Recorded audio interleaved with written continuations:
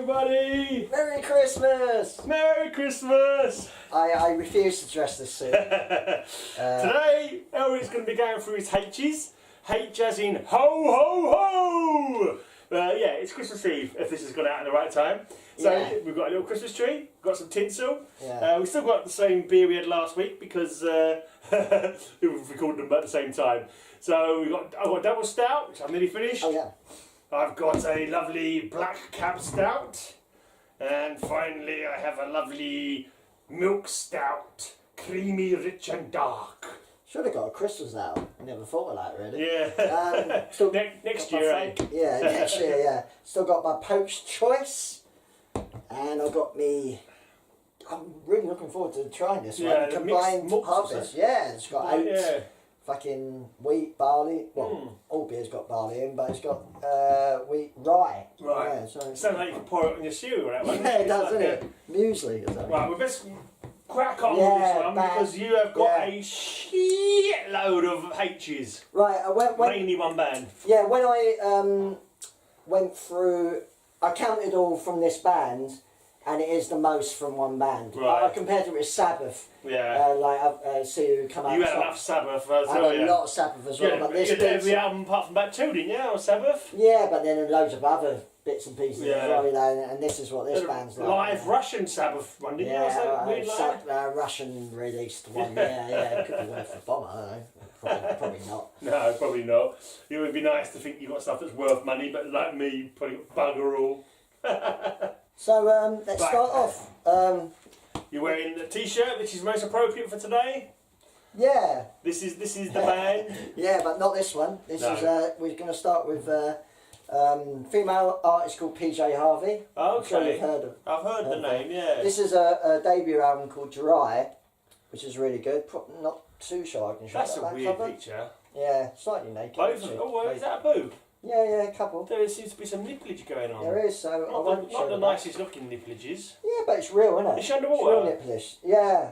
That'll explain it then. It looks like a bit of a shimmery water effect. I quite like PJ Harvey. I mean, I got this album because I really like the song Dress. Yeah. Didn't she used to be PJ Duncan? Oh, God. Our American listeners won't know what the hell you're saying. No. She American, isn't she?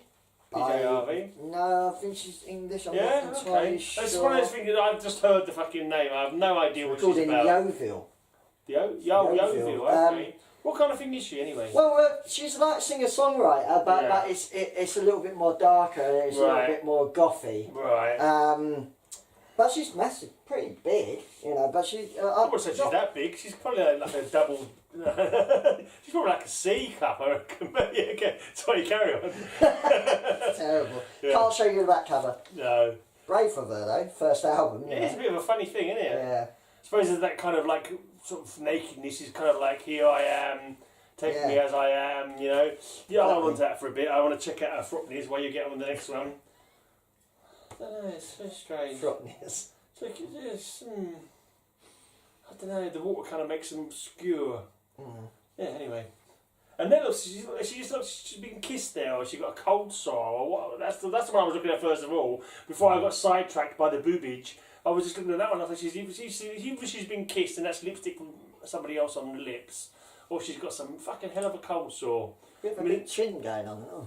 Is it dry as in she's got dry lips? She's a bit chapped. Maybe, yeah, bit chapped. She's not at that one because she's in the bath, obviously, so she's not that dry in this one. Frotton is. Yeah, okay. Stop it, you! Right, okay, this band, here we go, you ready? Oh, is the whole of the rest of this pile, all this band? Yeah, or I've got one more band after, a few records of another band after, but this is it. Yeah. A grand total of 45 finals for this band. Now, I had a lot of this band, but obviously, and this is half of what my dad had. What happened to the rest of your sister's got? Yeah. So my dad had upwards of 80 finals of Auckland. Right. That's mental, isn't it? But, lot, isn't it? When did they start? 60? Officially, 69. They were called Group X when they first started. First album came out 70. Right. So, yeah. When did Lemmy join them? 72. Right. He's on 3 albums. We'll get to him anyway. Yeah, okay, yeah. You know when they... what ones he's on and all that? Yeah, I mean, Sabbath, Iron Maiden and Hawkwind are my 3 nerd bands. Right, They're the 3 bands I know. Stuff about and I'm massively into, so... Your dad was hugely into hugely into them, yeah. So, the debut album, Hawkwind. And it's just called Hawkwind, is it? Just called Self-titled, Hawkwind. Yeah, self-titled. That first album, really good. How have they changed a lot over their time? Did they progress as the albums went on, or they always had the same style? The fascinating thing about Hawkwind is, unlike any other band that I'm really into, when you get into Hawkwind, it's like you're in the Hawkwind world almost. Right. It's almost like a comic kind of world, because you got the music, you got the artwork, you got loads of different lineups. So a lot of the albums just sound completely different to each other. Different members, different looks. You know, is there one member that's been in every single lineup? Dave Brock. Dave Brock's the main man of Hawkwind, still in the band now. Guitarist? Yeah, guitarist, vocalist, synthesizer. Right. Main songwriter. Yeah. For the most He's time, getting on anyway. a bit now, isn't he? It's about 70 odd, I think. Yeah. But it was really cool. I see Hawkwind because he ducked out of singing a lot, maybe because he's a bit old. But when I see him at the London Palladium with an orchestra, first time they done that, he sung a lot of songs, which was really cool. Are you showing off that centrefold? Yeah. Centrefold. No, you got to try to come a little bit to the left because you can. Sorry. Look over it so you can actually see what he's showing on the screen. Yeah, I've noticed that a few times. You're like I'm a bit you're hiding behind the vinyl, aren't you? Yeah, and you're a little bit off centre. Yeah, that's cool. That's cool. So 70s. No, this is kind of almost like an instrumental album. Kind of hippie stroke 70s. Yeah, it's kind of instrumental. It's very psychedelic, very trippy. Right. Now. And very raw. I hold my hands up here, I could be wrong. Is it possible they've engaged in some kind of substances? No, they've never done it. Never done anything at all. That's all right. Because I was worried for a minute they may be into some kind of, honestly, that illegal substances. That band was so stoned. It's fucking unreal. Is it just spliff, or are they tripping our balls off as well? No, they love acid. They love acid. When Lemmy joined, he was much more into sort of speed and taking that gear. Kind of different vibe to what they were on. Vibe. That's why you went and enjoyed it starting Motorhead. That's cool. I'm pointlessly nerdy, like, or Sabbath, like just buying anything that was different at the time. But this is actually a signed copy. Even though it's a crappy version of Hawkwind, it's signed. Right. I've had a lot of signed albums. So this is the second release though? Or? No, this is still Hawkwind, but it's just some re-release of it. Okay. But it's signed, so... Who got it signed, your dad or...? I don't know where he went, but I've got quite a few signed records. Is it the actual lineup that was on that recording? No. Whenever he went at the time. Yeah. It's like... There's Dave Brock on the side. I'm sure that's Hugh Lloyd Langton's signature. Okay, could be, yeah. And that, I think, is Nick Turner. Right. But, I heard the name of Hugh Lloyd Langton. Did he do his own Hawkwind version or something like that? Well, he went solo as well. Yeah, I've heard him from the solo, but not actually listened to him. But I've seen the name about, So this was... I forgot to check. I was saying all the kind of booklets. I weren't sure if I took them out or not. I kind of forgot to check, but I think they're all still in there. But this was their breakthrough album. This is a second. Is that a muff I see on the back there? A muff. Yeah. But I think you can kind of get away with that. That's the lovely... You can get away with that. Go for it, show for it. That's the lovely Stacia, who used to dance naked for Hawkwind on stage. Cool. With humongous breasts. I'm liking them already. Yeah. But In Search of Space is a great album. She's got a bit older there. She's still doing it. Is she still naked grandma on No. Lives in Ireland somewhere. So another great thing about Hawkwind, they all like lovely gatefold albums. Yeah, show that front off to the... I will do. Yeah, on the thing. That's really cool. So that's a really cool opens looking... up like that. Like that. And you got a lady's muff on the back. Oh, I can't see it that well. Come with a Hawkwind log. Oh yeah. Booklet. Why are you called a Hawkwind log? Is that what they call it? It's a logbook. The idea... Wow, that is... It's unbelievable, that honestly. Is in depth, it's a bit hard to understand. Basically, that's like a fanzine, like a underground press thing bunged in with their album. Does it go into the concept of the songs and all that? It goes kind into of the concept of the album. Let's have a quick read. You have a look at that to keep on talking. Well, basically, what it is the guy who did the album covers called Barney Bubbles. He worked with a guy called Bob Calvert, who got together and did this idea of the log. Yeah, the captain's log. Yeah. Which is the idea that a spaceship has landed on Earth and turned 2D into a final record. So there's the inside cover of the band members. That's awesome. It's like multimedia, isn't it? You've got the vinyl with the music, and you've got this to They're read all at like the same that. time. All the Hawking albums are like that. Is this what got you into space? I know you like a bit of. Well, yeah, inevitably. What do you call it? I can't remember which is the right one. Astronomy. Yeah. Astronomy is the right one, isn't it? Yeah. Let's a taste here. Let's do a short and really heavy You know, just to go get us off and go out the door with alrighty, let's go. By the way, they were pretty stoned. Yeah, I can say. Yeah. This is the last entry in the Hawkwind log. It was not dated. I have seen the tale and travelled the middle way. I have heard the word and spoken the word. I have lived in the flesh and I have eaten the flesh. I have been blinded by the light. And now I believe in the supreme and mystic darkness of nothing, in the deepest reaches of the immaculate void, in infinite nothing, in the unremitting realms of nothing, in the abundance of nothing, in the incomprehensible infinity of untold nothing, in absolute nothing. Yeah. Oh man, that's heavy. I like the way you say nothing. I know. Yeah, I do that I as do well. the East London accent of nothing. Yeah. Nothing. Nothing. I always make it sound like it's got ends in a K. I'm terrible. Because I remember my band Suffer, we had 2 songs with nothing in the title. Yeah. And everyone used to take a piss when I say nothing. Watch out, you'll be folding over a little bit. I'll put it that way. You get the next one now, mate. Are you alright? No, you got it. You sorted it. Precious. Yeah, exactly.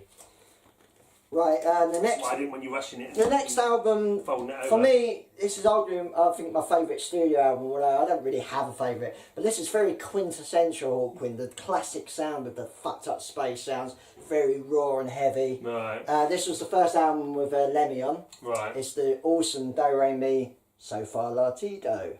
They've given it a full title, look. Oh yeah! Yeah. But it's spelled out as if it's different words. It's spelled out differently, just to fuck with people's minds, I guess. I bet people weren't singing. People were saying Do Re Mi Fa Sol Latido. I bet people were calling it. Yeah, wrong. Yeah. But I'm so used to that, I can't remember what the original is. This is quite rare because it's got the inside sleeve. Not everyone had the inside sleeve and poster. Yeah. So we got the inside sleeve there. Yeah, show that off, man. Some cool art. It's a fucking wicked album. You got Brainstorm on it. Let's have a look at that. The Watcher, which is a Lemmy's. And in the fullness of time, the prophecy must be fulfilled, and the Hawk Lord shall return to smite the land, and the dark forces shall be scourged, the cities razed and made into parks.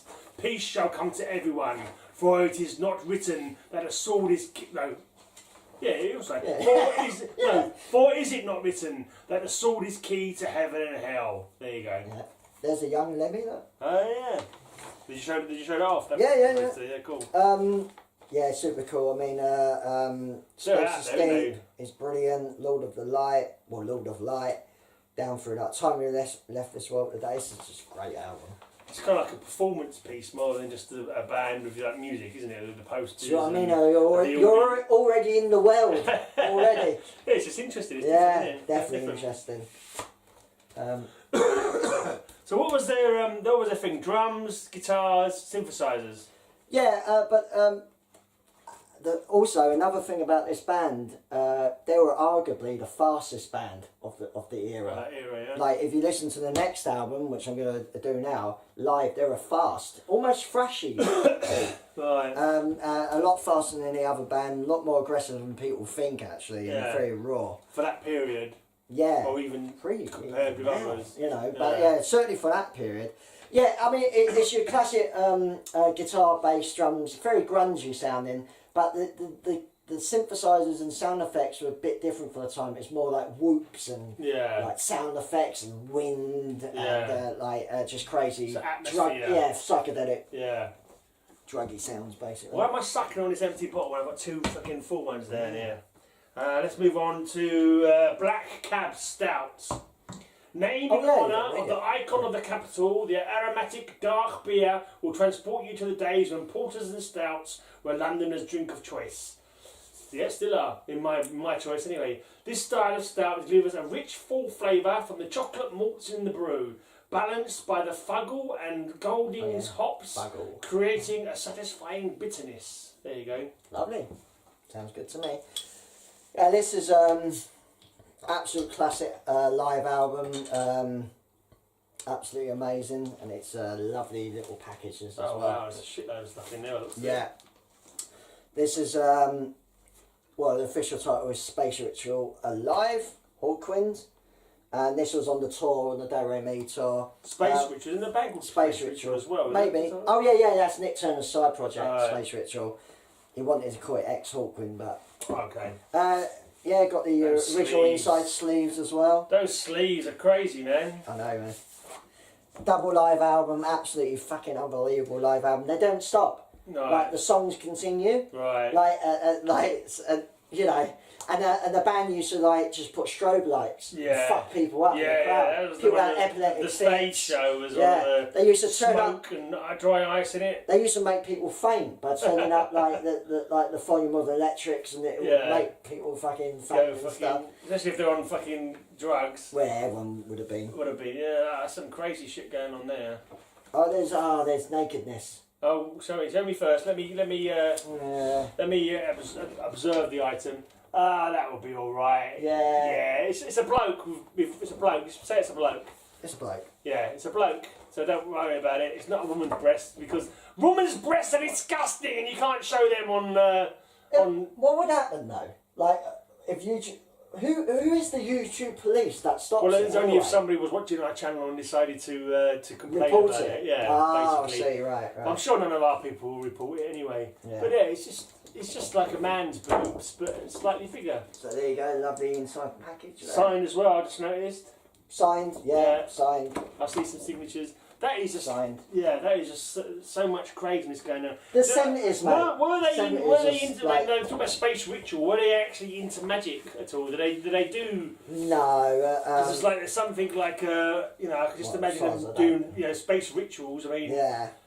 I could sort of kind of see them as like doing some Crowleyan magic stuff. or something. No, I don't think they were really into that. It was more just like just being psychedelic and fucked up really, and put on a really sort of great live show. And that was the stage set was done like that. The floor was like telling you where the celestial bodies are, like stars and all that, and everything was positioned in the right place. So it was a really big sort of ongoing tour. Big production for the time, you know. They have lots of stage lights. Let's just read that there. We were born to go as far as we can, as far as we can fly. Turn electric dreams into reality. They're lyrics from songs. Brainstorm, here we go. Master of the Universe. Flying is trying is dying. Is that Master or Masters of the Universe? I think it's Master. Master. I was going to say Master. He-Man and the Masters of the Universe! Oh dear, good stuff. That's the stuff talking. Yeah, that's some really amazing kind of interesting packaging. And some people were into it. Lemmy's bass on it is fucking loud as fuck. Yeah. You can tell he was like a big part of the band. Yeah. Right. Must have been real weird though. If they're all tripping and like smoking marijuana and he's like speeding his nuts off. Yeah, he never used to sleep. he used to like stay How the up. hell did he live till 70? He used to stay up for days, constant. And he reckons he's got like possible world record of staying up for 2 weeks. God. What is the point of that, man? Yeah. Sleep is good. Dick Mick, the electric guy, the guy who did all the sound effects, he was into speed, so they were like speed notes kind of thing, whereas the rest were more his name was Dick Mick. Dick Mick. Not his real name. No, okay. I would have thought so anyway. Who knows? You know, it could be Richard Michaels, fucking great album. Dick Mick. Right. What was the name of that album anyway? Space Ritual. Space Ritual. Okay, that's right. Yeah, sorry. It doesn't actually say on the album, does it? I think the front does. Yeah. Front. Yeah. Space Ritual Hawkwind. Great album cover. Yeah. I used to have that as a T-shirt. It's an interesting art. But they're all different as well, aren't they? They're moving on with like, there's different stuff as they go on. Progressively heavier. Yeah. like they got progressively heavier, but then the next album they sort of get more, because they bring in this new guy called Simon House, who's like a violinist and a well-trained sort of musician. Yeah. And they become more, I don't know what the word is really, pastoral, like a bit more sort of atmospheric maybe. Ethereal maybe? Ethereal is a good word. Yeah, they become more like that. We don't know what it means, if it's a good word. It's a good fucking word. So the next album is Hall of the Mountain Grill. Another great album, 73. Hall of the Mountain Grill? Hall of the Mountain Grill. I'll tell you why it's called that. It's a weird one, isn't it? Yeah. It's called that because of the inside sleeve. That's a place you used to like to eat. Oh, right, the Mountain Grill. Not there anymore. Yeah. Because isn't there not a famous classical piece, The Hall of the Mountain King? Yeah. I think that rings a bell, yeah. So obviously they got just put that together kind of thing. Great album. I mean, all the Lemmy albums, all the 70s albums are good. Were they signed to major labels at all? At any point, you know? Or... well, United Artists, I don't know if they were a major label, but they were signed to United Artists in the early 70s. Yeah. I noticed this one has got a lot less hoo-ha going on with the packaging. Yeah, just that. Is it because you had a later release, or is it just... No, it's got the inside sleeve, you can't always get that. No. No, but in general, compared to the other ones, it's kind of, I'm not going into the group properly, but like those other ones with the massive fold-out thing. Yeah, this is positively understated. Yeah. When it comes to the other ones, you've got some cool art on there. Yeah, some great songs. So much... Disappearing Smoke, Psychedelic Warlords, Paradox is awesome. You better believe it. Lost Johnny, which is a Lemmy. D-Rider. Let's just take these back for a second. We're go back a little bit. Right, let me just hold these up. Right. And so I want you to say what the best track off each of these albums is. Oh, blimey. What's the best track? What's the best track of that? What's the one that people have to listen to? Hurry on Sundown. Hurry on Sundown. Okay, and this one? Well, that's the same album. The same album, yeah? So Hurry on Sundown. Shouldn't do that. Shouldn't do that. She'll do that? Shouldn't do that. Oh, shouldn't do that, okay. On Master. Brainstorm. Gotta be Brainstorm. Okay, so remember this, people, if you want to... Born this to is Go. like, just the light that's on the live one, is it? Yeah, Born to Go. And you said that they kind of all go into one anyway. Do they actually stop in between songs? No, or not really. They just fold into the next song? Yeah. Not really some. Psychedelic Warlords, maybe. Psychedelic Warlords, that's a good name. Cool, next album. People know what to listen to now. This is the match. Oh yeah. When I did my Hawkwind Top 40 on Facebook, this was voted the #1 Hawkwind album. Okay. That's right, because you're actually trying to write a book about Hawkwind. Yeah, well, what it is I did this Hawkwind Top 40, not knowing on Facebook, not knowing if I did like some polls. I did about 7 polls, like 70s, 80s, 90s, and whatever. Yeah. And I wondered what reaction I would get. I got mega reaction. Yeah, cool. So many people. So have you got? Well, so how was you do? You started up a Hawkwind fan page, or was it already Hawkwind group. It's the Facebook. You joined one of those audience, yeah. And you started off this poll. I just started off this poll. Got massive, great reactions. Cool. Even like not ex-members, but friends of ex-members. Right. Even. And then I decided to actually go review each album of the top 40, like just quick reviews. Yeah, I wasn't going to do like a top 40. I was just doing the polls, and I thought, well, I wonder how it would work out if it's a top 40. And so I did all that, and then someone suggested, why don't you write a book? And I thought, well, I think I will. Give it a try. Yeah. Can't hurt. So, a lot of it's written down, and I want to put people's comments up as well from Facebook and stuff like that. I had to do massive copyright shit though, because I couldn't do photographs because they're too expensive. People want shitloads of money for them. But artwork, people are fine for me to have it for free. Cool. Why is that? You'd think it'd be harder to like draw art than to take a photo. Yeah, I think photographers have got to be careful because photographers get ripped off probably quite a lot. Right. People just use their photographs without even asking quite often. Yeah, maybe, so they try and be protective of what they've created. Because otherwise people just think, oh, it's just a fucking picture, it doesn't mean nothing. But if you're trying to be a professional photographer, and then you know, obviously you'd like to get paid for it. Yeah. Do you know the artists on this one? Because I know they had a little... They had a... Might be Barney Bubbles again. Okay. Because that's kind of part of it as well. They had the artists from the... working with them at one point, didn't they, for a little while? Well, Barney Bubbles was very much involved. He did a lot of the album. Who was the guy? Doesn't the guy that did the Elric covers or something? He was something to do with it. Or sure.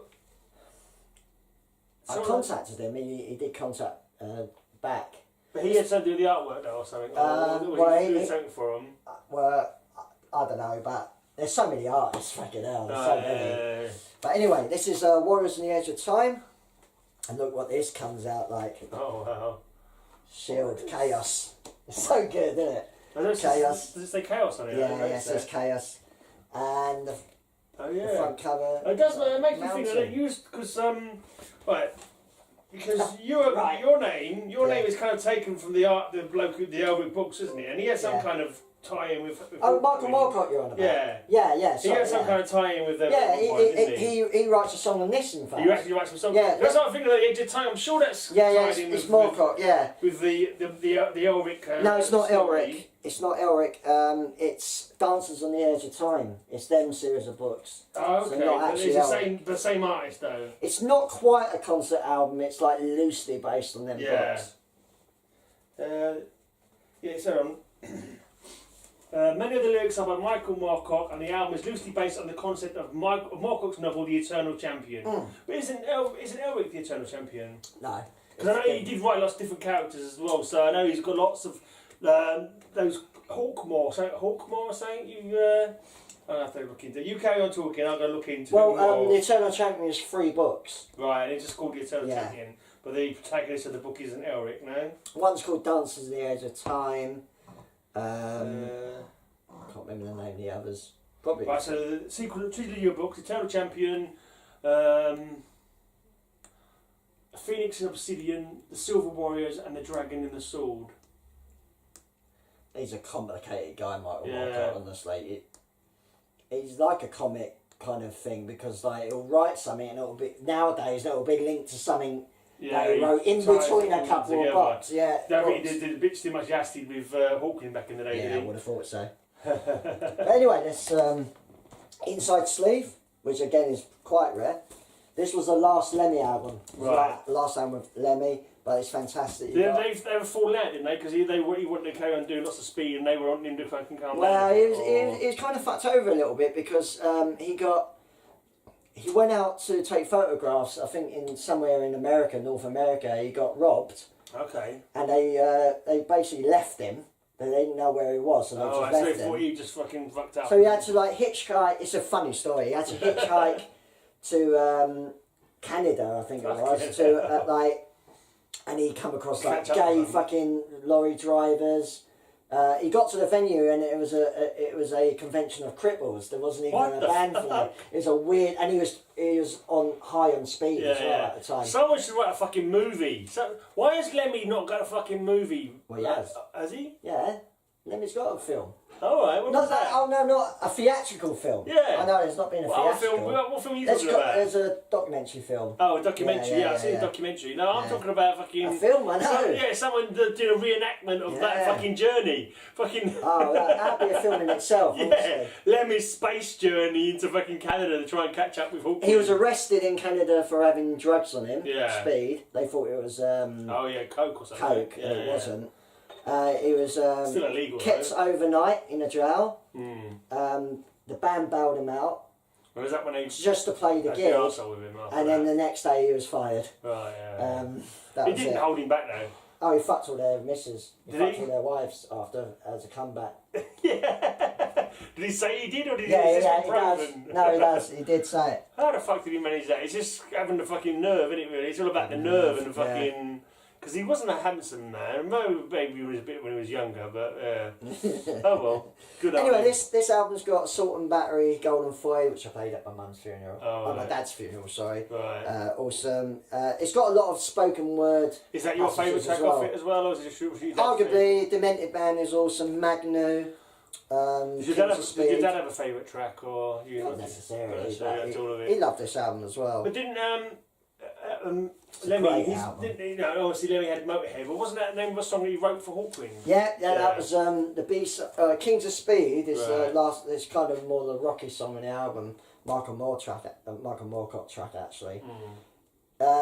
Kings of Speed was a single and Motorhead was the B-side. Right. So the original Motorhead's pretty good, and Lemmy singing, but there's actually a violin solo in it. Alright, cool. Probably not so good, but But it's a pretty good version. Yeah. And yeah, he decided originally he was going to call the band Bastard. Alright. Realised that's probably not a good idea, and then he said, Motorhead.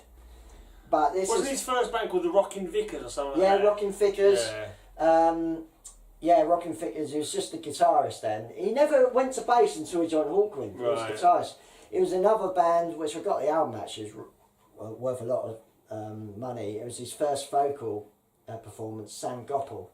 That's the name of the band? Name of the band, yeah, Sam Goppel's Dream, which was around 69. So I see that when we get to the S's then, yeah? Alright. Never heard of that. Even younger Lemmy. You know. Really great album. So atmospheric, so well produced. Lovely album. Lots of interesting stuff going on. Do you know the year on that one? 75. Right. So yeah, Lemmy. What year were you born? 74. Oh, so you're one when it's come out. Yeah. Your dad's listening to this. Listen to this, Eric. Listen to this, baby. This will put you off to sleep. The funny thing about, the strange thing though about my dad is, we never really grew up as kids listening to Hawkwind. Okay. He had a few. His love of Hawkwind started later on in his life. Right, okay. Like, so pretty much the late 80s. Oh, right, that's interesting. So you didn't know them from the beginning. My uncle was a bigger Hawkwind fan back in the day. Yeah. But like once he got the bug, he was obsessed with them. Right, you know? okay, that's interesting to know. know. Right, this was their first compilation album, so it's just songs off of all them albums. First lot. But there is an awesome live version, unreleased live version of You Shouldn't Do That. It's really good. Roadhawks. Silver Machine as well. Silver Machine's on it, yeah. What album was that on originally then? Just a single. Oh, okay. That's the only one that I know, to be honest. Yeah, it's the only one anyone knows. Only because it's on a compilation. They've got like hundreds and thousands of albums. It's the only song people know. But they're not really radio friendly though, are they? No, they don't even try to be radio friendly. They don't have like 3-minute songs, do they? Yeah, the thing with Silver Machine, it's like, it's status quo like. Yeah. Do you know what I mean? So it's like, with that sort of groove. Silver Machine. Yeah. So, da da da da da. I've got about 5 or 6 versions of that single. You wait till we get to my singles. I've got shit loads of Hawkwind singles. Damn. From my dad. Yeah. Oh, hang on. What have you missed? Poster.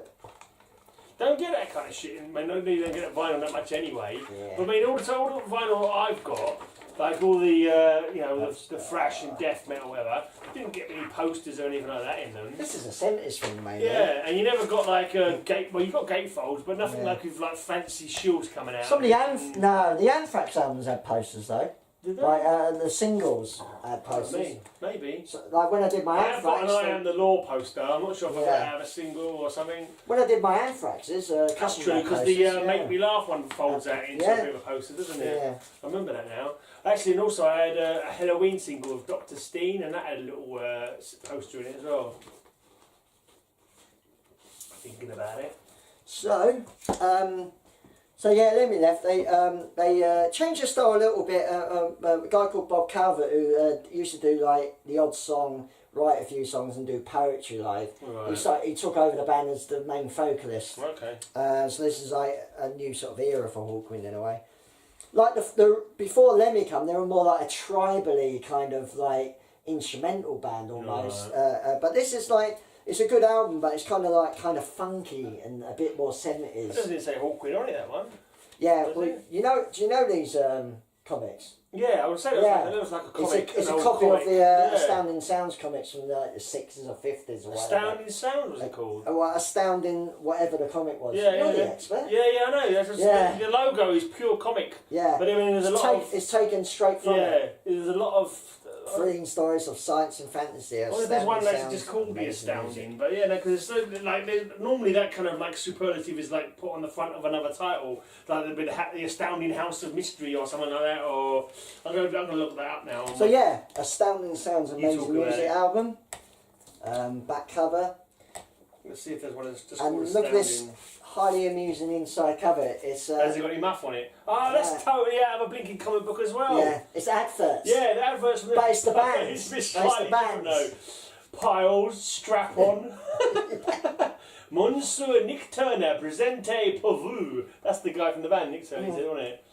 You can develop a stronger He-Man voice. Achieve more social and economic success by putting more character into your voice. Oh, that's right. It's simple and easy with a tested scientific Calvert voice method. Develop a compelling voice. A voice that gets what it wants. So it's like really fake adverts and stuff. Yeah. It's really done in the hold that up to the thing. It's really done in the style of the comic book adverts with like. The album, I like the album. It got a little bit of stick because it's kind of a little less heavy and more sort of funk influence, but I still like the album. It's pretty good. Like Reefer Madness is an awesome track. There's a few different ones with Astounding in the title, but not one just called Astounding.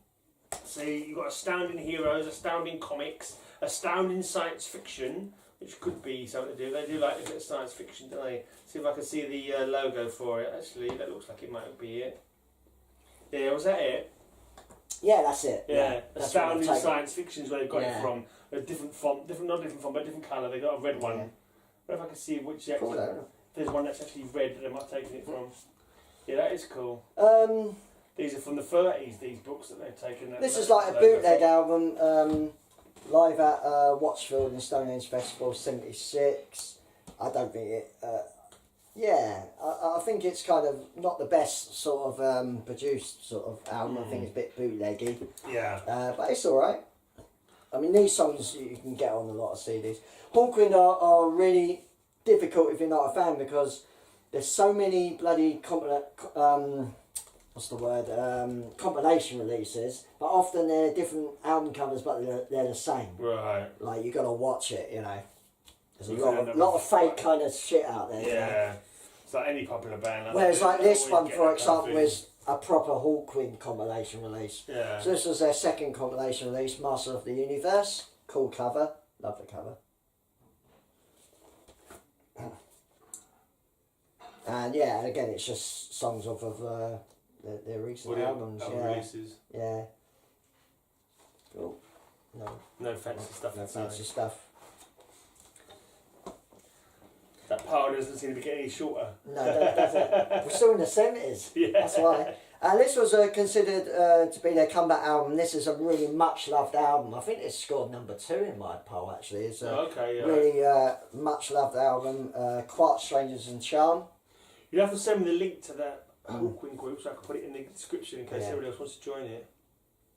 Okay. Quark, Strangers and Charm, is that? Yeah. Quark is some kind of cosmic kind of particle stuff, isn't it? Quarks. Yeah, well, quarks are. I learned a bit of this.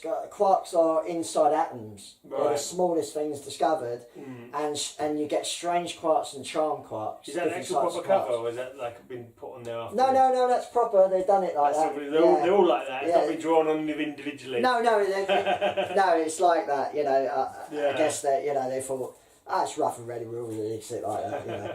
But this is an absolute classic album. It's got Spirit of the Age, much loved song, Damnation at Alley, Quartz, Rage and Charm, Hassan I Saba, which is one of the most popular songs. Really great album.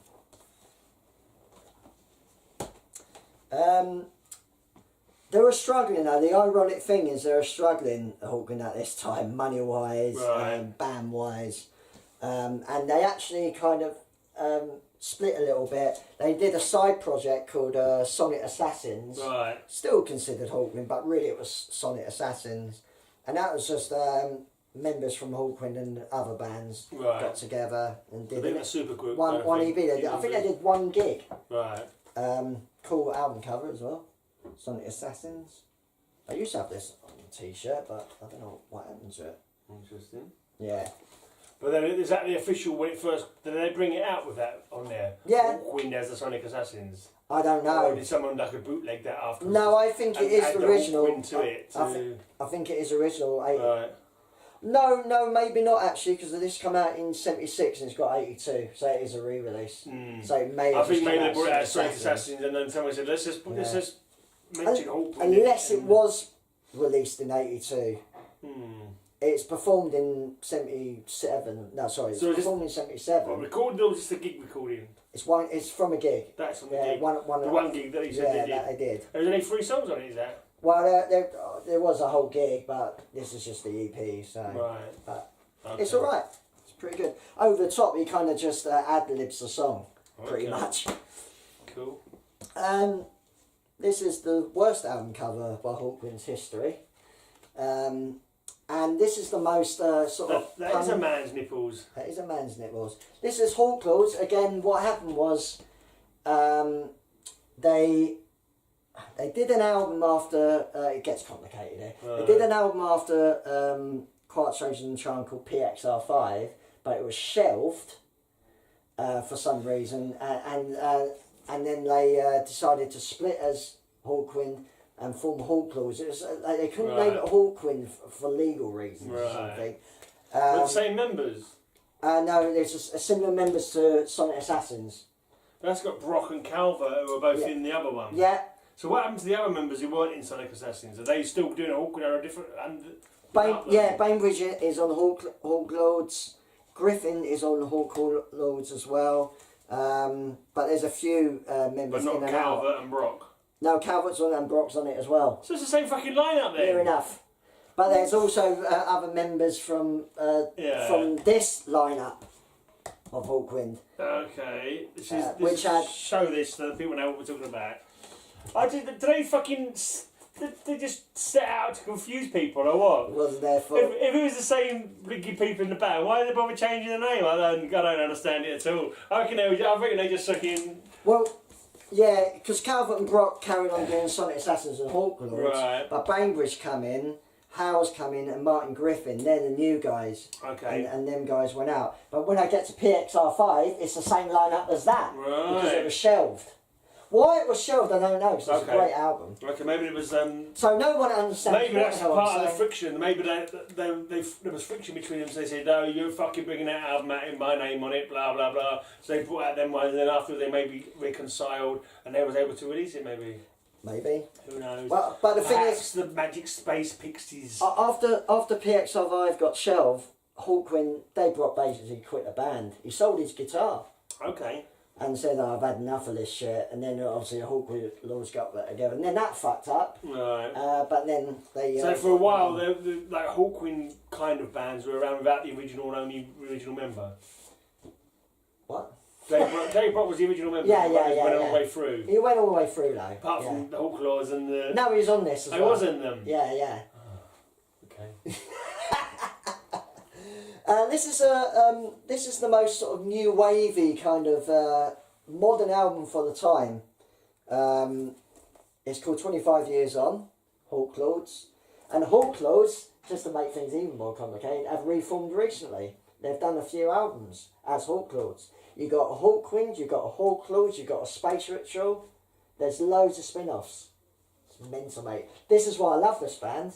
Because it's so complex and so like interesting. Jesus Christ, you need a chart for these, surely. And it comes with a little booklet. Okay, cool. Little booklet of weirdness. But getting slightly modern weirdness. Which one still had the naked dancer at this time?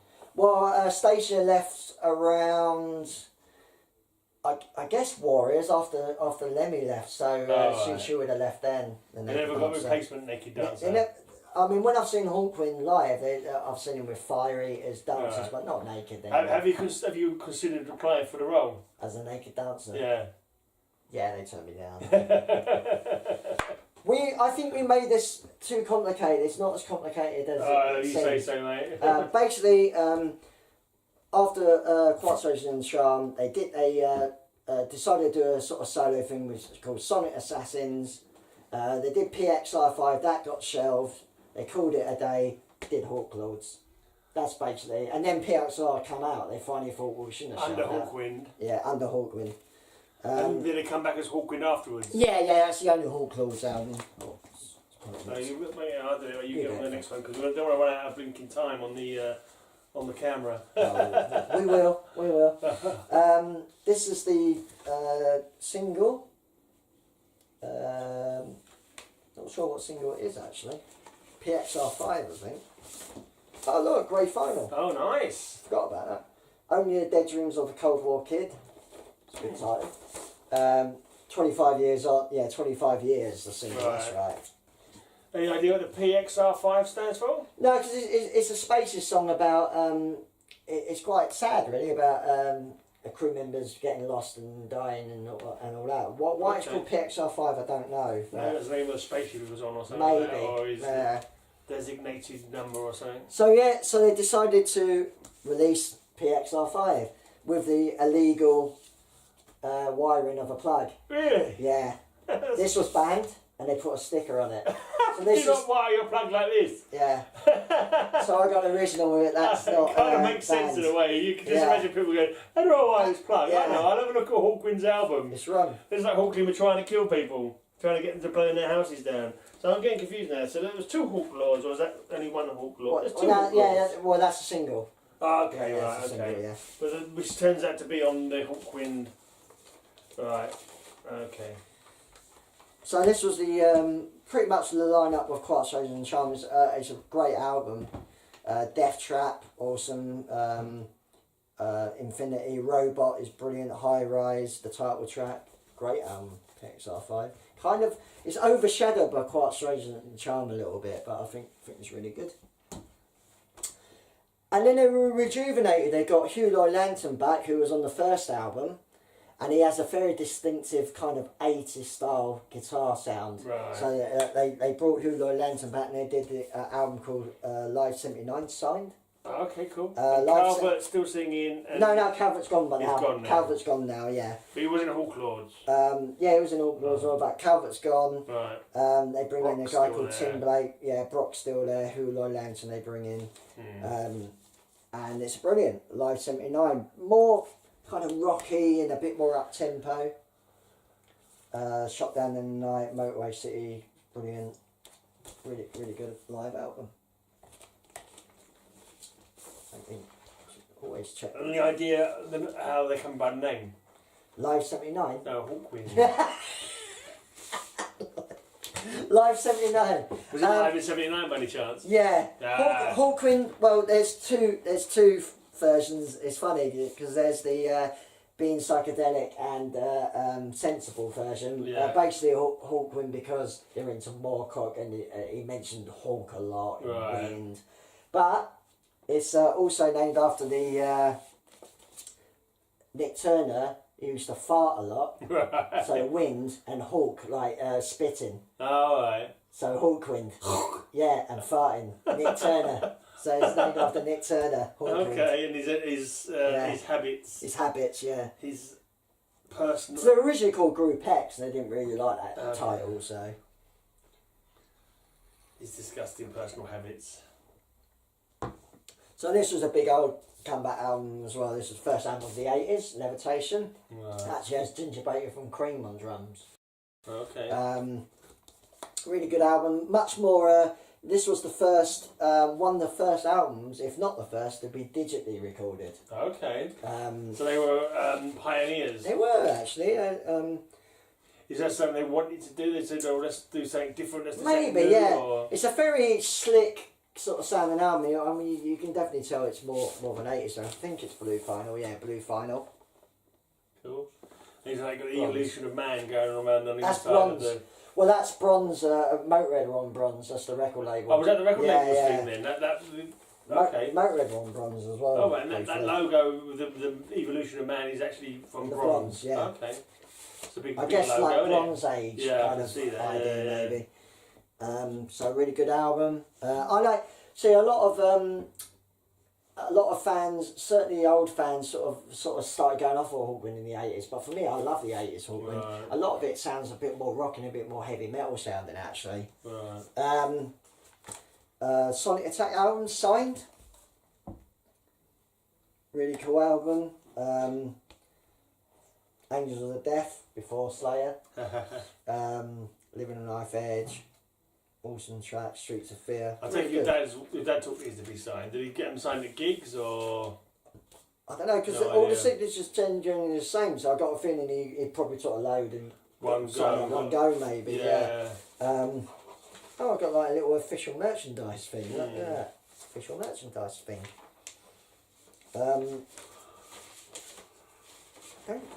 Circuit Butchers. I was thinking this might. Oh, hang on. Oh, it's a lyric sheet. I knew it come with something. Lyric sheet. Well, I said that plastic, I'll bung it in there afterwards. So I want to Yeah. see how much a t-shirt was going for back in the day. So when was his 80s? 81.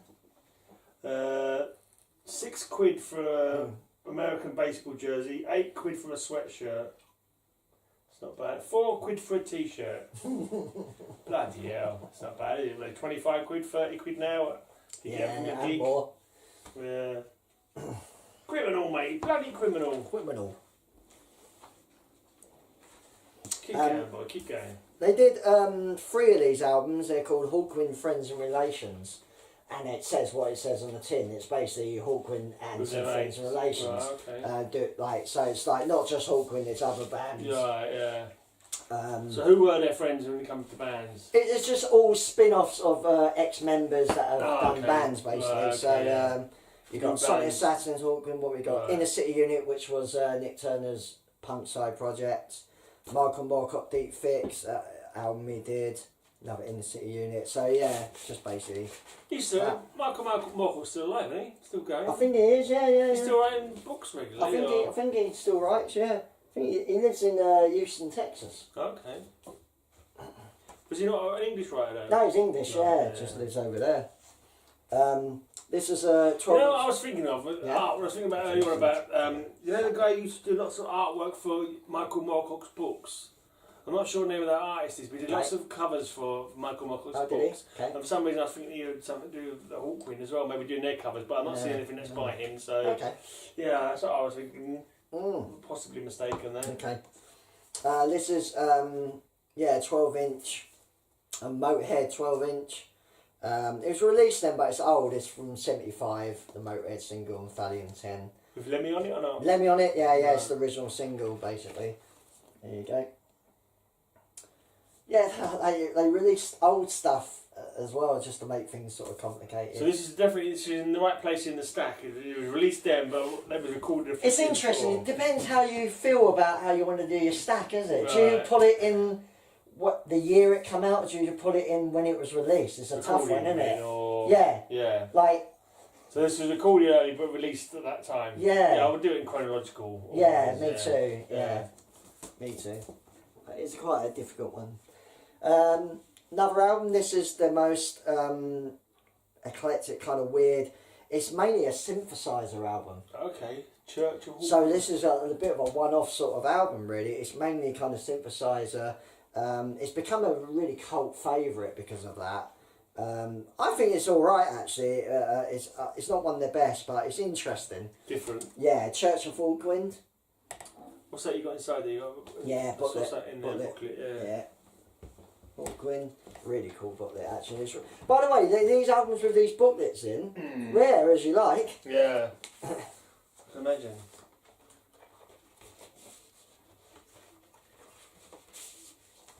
Oh, hey.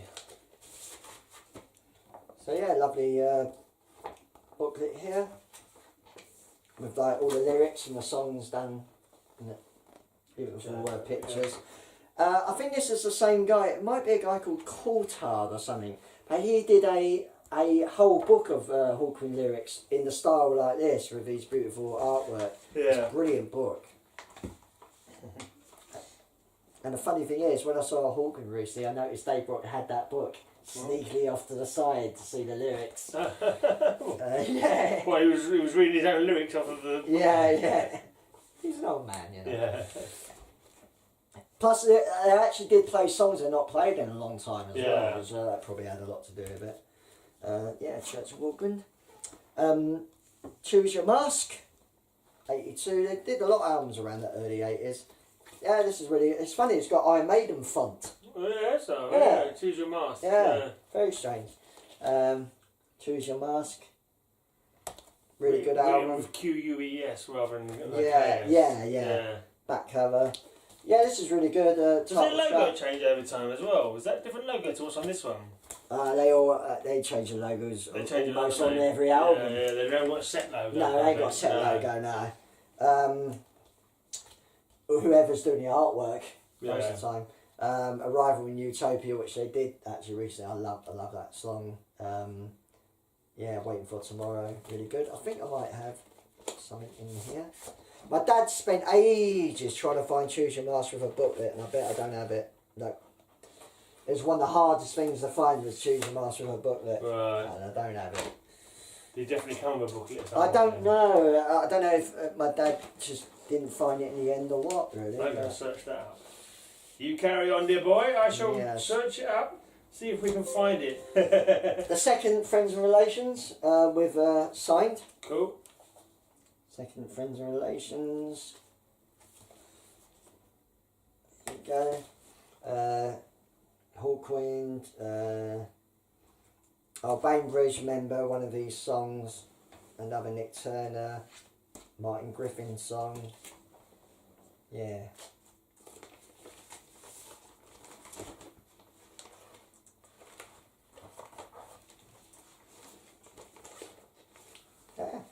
Yeah, you do it. Yeah. You do it.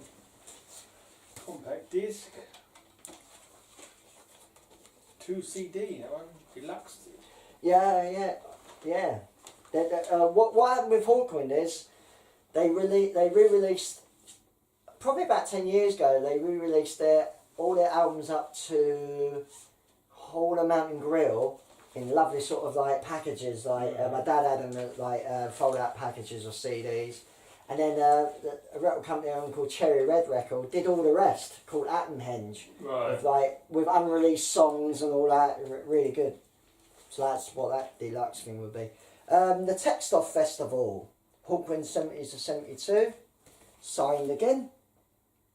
Just take the plastic cover off because it shines, doesn't it? Signed in the back, and it's just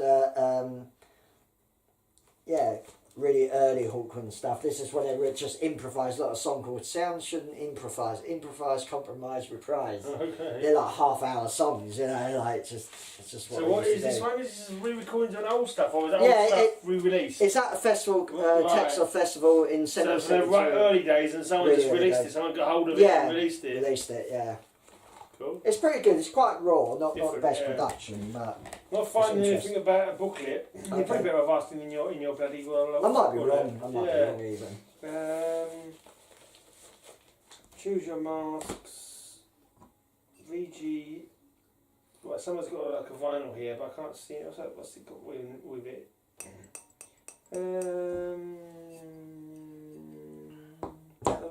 Yeah, no mention of a booklet with this sale. Maybe I'm wrong. Yeah. Maybe it's so rare it's not even. Maybe your dad was looking for it and it didn't exist. Could you open this? Which made it difficult for him to get it. I'm going to try this weird. I'm going to try a different. I bet it just tastes like wheat beer. Probably.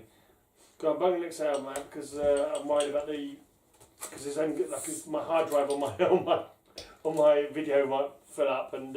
We're in trouble then. Yeah, I'll have to put them over onto my computer and all that kind of thing. What would you do if it cut out? You just pop it back? Yeah, no. What I have to do, I have to delete some of the old.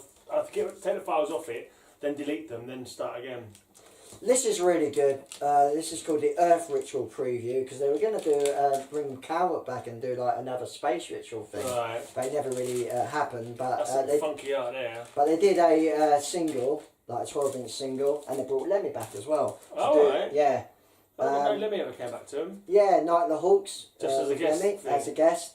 But it's brilliant. Greenfin Demon is a really good song. And is this chronologically in the right place? Was it yeah. recorded and released around the same time? It is. Or was it recorded a lot earlier and then released a lot later? No, this was done in '83. This is chronologically correct. Yeah, it's really good actually. And Dragon from Fables by Hugo Lanton, really good track. Zones. This is another signed one. Zones. Signed in the back. This is some unreleased stuff at the time and some live stuff from '84. So I think the B side is live from '84 and the A side is some unreleased stuff from the last sort of few years kind of thing. Yeah, it's pretty good, some good stuff in it. Dangerous Visions I really like. Do you think the Hawkwind actually know what they're doing. Yeah, but do you think they're a big band? It's like they're one of those really niche kind of bands. They're like a massive following of people who do it, but are they like massive or... What song do you know again? None. It's Silver Machine. You're the same as most of the players. Exactly, yeah. That was their only hit. The funny thing is, fans love other songs. No, fans still love it, but like fans know there are other really big songs that the fans like. Yeah. There were reasonably big band. When the second album, In Search of Space, I think that charted quite high. Yeah. Space Ritual, I think, was a top 10 album. And in fact, the last couple of albums they've done in studios have got into the top 20. Yeah. No, top 30 in the UK. That's good. So they're not a big band, but they're a band people know about. Yeah. You know. They're like almost one of the biggest underground bands around, in a way. But like you thinking about it, you never hear them on the radio or nothing. Like No, Planet Rock you will. Yeah, it's about Planet Rock do the odd song. Yeah. But no, they're not huge. But fans are obsessive about them. Yeah. They're certainly kind of unique, aren't they? You can't say they're bloody well.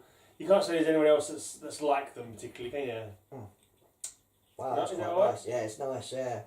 I can't say whether I'm tasting oats, wheat and rye, it just tastes like beer. It tastes all the same when but it's nice, fermented or down. Really tasty. Try. I'll give it a bash. It's not really a type of beer but it's really flavoury. Got a cold, I'm going to get a cold now.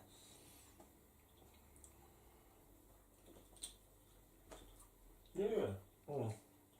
It's quite weird, isn't it? But it's nice. Quite a thick. few different levels of taste. Yeah. A few little like... You're running through all the grains. Little bits of twinge. Like, what's going on there? Picture this version of Zones. Layered. You can call it layered and pretend we know what we're talking about. Picture this version of Zones. Another really good live album. This is Hawkwind Do Not Panic. Right.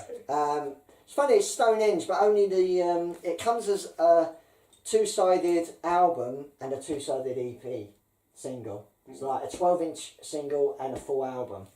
The 12-inch single is from Stonehenge, the rest is actually live from 1980. Okay. But it's a really good, Cy Powers awesome. Levitation, the version of Levitation, this is fucking out of this world. But it's, cool. Stonehenge. Back cover. So yeah, it's not really live in Stonehenge. It's not a takeoff of the Hitchhiker's Guide to the Galaxy. Don't panic, is it? On the front of the Hitchhiker's Guide to the Galaxy. No more than that, maybe. That sort of come out around that time, 84, wasn't it? Yeah. Who knows? Yeah. It's like hitching off into space, that kind of thing that you'd think would appeal to Hawkwind. But to be honest, I think actually, this is the captain speaking. Your captain is dead. He used to say a lot. That's kind of an old thing. I think the Do Not Panic thing probably something that they used to come out with back in the day. Because it's kind of a hippie sort of tricky thing to say. Yeah. I guess so. But it's really good. Cy Powers also on it. Oh, quick check. Whereas the Stonehenge stuff is all like improvised instrumental stuff. Yeah. Which they were playing something like 4 o'clock in the morning or something. How close to Stonehenge do they actually play? I mean, on the site. Back when you could get on the site. So that's and then they banned frowned it. upon now. I think. Where you can't even go. You got to pay to get fucking near it. Yeah. Ridiculous that is. Whereas up the road, you got Avebury, which is a larger stone circle, and you can walk around them for free. Yeah, you used to go there quite a bit, didn't you? We go there every year for my dad's thing. That's our yeah. Not this year because we wanted to do like something a bit different. Yeah. There's nothing in there, any information in there about why it was named or anything like that. Yeah. So no mention of the Do Not Panic bit. This is Hawkwind Do Not Panic. It's a good title. I've got a 10-inch. Look, Independent Days.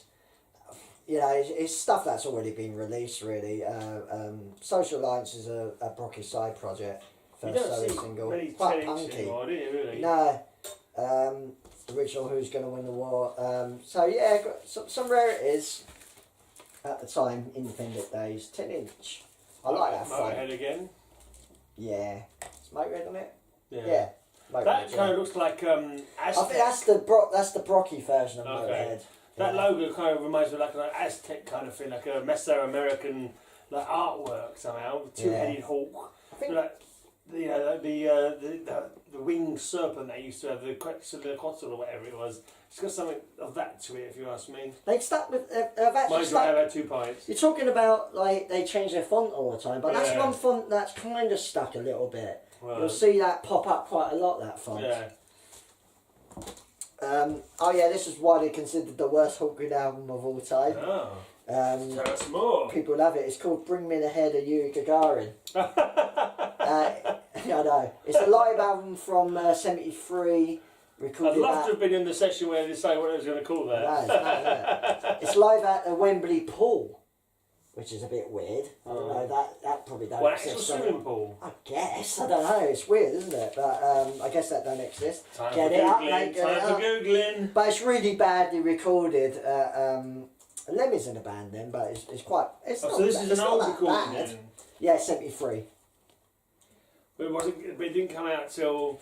Then. Yeah, 84 or 85. Is it an official release or is it a... It was unofficial in a way. I don't think Hawkwind wanted it to be released, but it did. Okay, the Wembley Arena was originally known as the Empire Pool. Empire Pool, okay. Yeah. Okay, so... Because the Wembley was called Empire Stadium originally. Okay.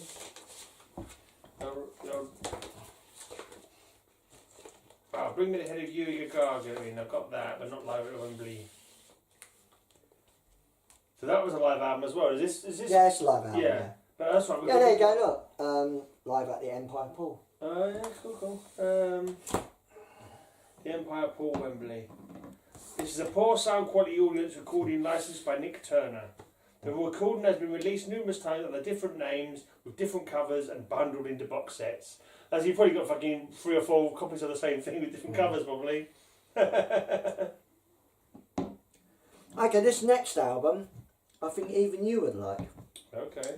This is, when I did my top 40, this is the most polarised album of a Hawkwind collection for sure. Right. Because it's got very much a kind of hard rock, heavy metal sound. So love it or hate it. So people that like the psychedelic stuff don't really like it. They reckon it sounds Spinal Tappy or whatever, you know, too hard rock, too metal sounding. Yeah. I love it. I think it's a brilliant album. Well, you like a bit of metal, so... I like a bit of metal, and it's a great album cover as well. I love that album Chronicles cover. of the Black Sword, isn't that not Elric? It's me! It's you! Massive pony! Stormbringer is the name, is the Black Sword, isn't it? Yeah. Yeah. So this is about the Elric books. It was the first proper concert album, actually. Right. What, first by them or first ever? All full stop? Oh, no, first by them. The first ever concert album, I think, is SF Sorrow by Pretty Things in '68. Okay, I'll take your word for it. Never even heard of it. But I read a few Elric books back in the day. He was alright. It wasn't too bad. Again, quite rare. It's numbered, I think, if you get the inside cover. Okay. But it's a cool inside cover. I think my dad spent quite a lot to try and get this actually as well. Okay, well, yeah, did it come separately, inside cover? Yeah, it was quite hard to find like an inside cover for this album, but... Well, back in the day when your dad was trying to get it, how was he going about it? Because you never had bloody eBay and shit like that back in that days, did you? Yeah, but he works in a record shop. Yes, he must have been asking around word so of mouth. Whenever any Hawkwind come in, or the any phone would Hawkwind ring. fan, yeah, anything rare come in, the phone would ring. Yeah. Basically, so it's brilliant Song of Souls, Needle Gun, Saracenia, which they played at the fucking when I see him last. I couldn't believe it. That's you saw him a couple of months ago, didn't you? Yeah. You had on the Symphonic Orchestra, you saw? Yeah, Symphonic. First time I've ever done it. Yeah, something like that. Yeah. Last month, yeah. Really cool. Sea King is awesome. How many times have you seen them live? More than any other band. Do you know? 10? Double figures, definitely double figures. Yeah. It must have been a few times with your dad back in the day. Yeah, I've seen. Did your mum like him as well? Yeah, my mum liked him, but it was more my dad's thing, really. Yeah. More my dad's thing.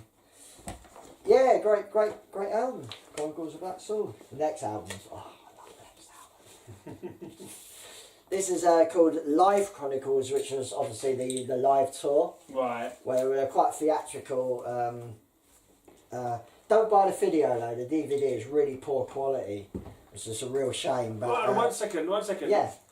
going back a bit, right? This album is the Elric, first. look. Yeah, this one is the first one with Elric as like a thing. Whatever. Yeah. I think when that's 1980, say it. 1985. So you were named after that then, because that didn't come. You was already born when this album came out. Yeah, my dad was into the Moorcock books. He was into the books. Yeah, he was into the books first. Happenstance that the Elric, Hawkwind started doing it. Afterwards. I'll tell you what, this album, because like, remember I was saying my dad was a little bit into Hawkwind, but got mega into it from the 80s onwards. Right. It may be this album. Yeah, it's true. It may be this album. He was into the Elric books. Yeah. And suddenly Hawkwind bring out a song with Elric the Enchanter. And he thought, I check this out. Yeah. Was it the Chronicle? That's my son. Chronicle of the Black Sword. Yeah. I name my son Elric. Yeah.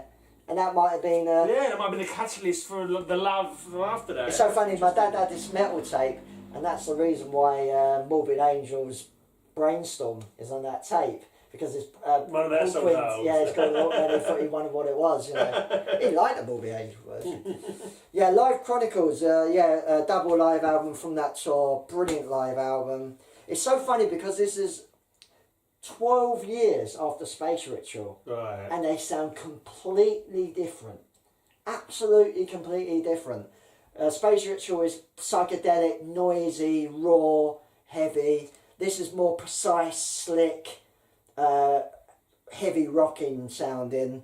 So it's the 80s. It's funny, isn't it, how things change so quickly. But I love this album. Maybe they were laying off a bit of the drugs by then. They were like being a bit more serious of the composition of the music. Slightly laying off. Yeah, very professional. It's very technical and professional sounding. Hugh Lloyd Lanton made a big difference with the band, the sound of the band. But it's a great live album. You're getting there in the 80s now. So I don't have a lot of modern albums on vinyl. Oh yeah, that's right. Yeah. You know. Have you got their latest stuff on CD still? Or sometimes, yeah. Well, I suppose when you go and see them live, they maybe play the old shit anyway, didn't they? Yeah, they mix it up, but that's another thing that's great about watching it live. Like, you can see one gig and there's a whole different set of songs to another gig because they've got so much material, you know. This is the great cover as well, Needle Gun 12-inch Wicked, isn't it? So that's a track off that Black Sword, of the Black Sword, Needle Gun single. So it's a single, right? Yeah. You've got the Black Sword on the back there as well. There we are. Also, another guy that entered the band that became a significant member is Alan Davey on bass. Modelling himself on Lemmy a bit, you know. So the Black Sword is Stormbringer. Is it? Yeah, Stormbringer was the name of the sword, isn't it? That was the name of his sword. Yeah, that's the name of the sword. And he had I think it was a brother or an uncle or something who was his enemy, and he had a magic sword as well called Mournblade, which was another band, a rock band from back in the day as well. So yeah, I like that name, Mournblade.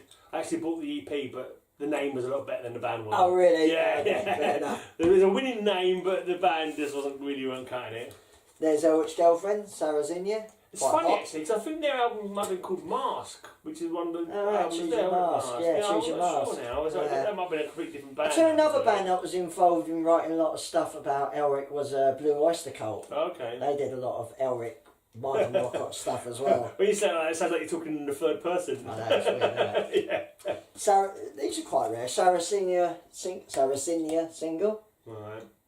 But Elric's been around since the 60s, the actual character. There's still a comic was released recently, a new comic came out recently about Elric. You know those comics? And it was quite sought after. Okay. Apparently, yeah. Those comics I give you, what years were they? I'm not sure, I'm not looked at them. I think they were 90s. They weren't like old. They weren't 90s. Particularly old. Do you think they'd be worth anything? Probably not. No, I don't think they were. Nah. Too obscure. Yeah, pretty no much, one cares about them, probably. Yeah, I mean, I'll tell you what would be good. Like, if they brought out an Elric film, things jump up in price. Mainly the first appearances, though. Like, I don't think any of those were first appearances. The first appearance of Elric, actually, one of the collectible ones, is when he appeared in Conan. As a Marvel comic, comic, really? And Elric appeared in it. Cool. I've not seen it or nothing like that, but yeah, apparently that's quite a collectible one. The main reason why I want there to be... There has been rumours for years that they're going to do one, but it's not... Cause it's surprising, because that was so popular. The Elric books have been so popular over the years. But he's not a hero. And that can be a bit of a problem for a film. He's like they rewrite it how the fuck they want, though, don't they? He's a drug-taking fucking albino warrior. You know. Yeah. But what I would say though is The main reason why I want there to be an Elric film is just so I don't have to keep explaining my name. Yeah. No, the trouble is, I tell you what, there was an Elric film like about this albino warrior magician, whatever he is. People you're gonna say, "Oh, yeah, my name's Elric," and they think, "Well, this fucking prat calling himself after fucking Elric, the fucking film. What a dickhead! His name's probably fucking Derek, and he calls himself Elric because he fucking likes this film." Yeah. That's what Needle Gun's about, the drugs. Oh, yeah. But okay, this is I don't remember much about this. It's live 70-73, just some live stuff. I don't think it's very good quality, really. But hey, the band probably know even less about it. Yeah. Remember even less than you do. They won't know fucking hardly any of these albums.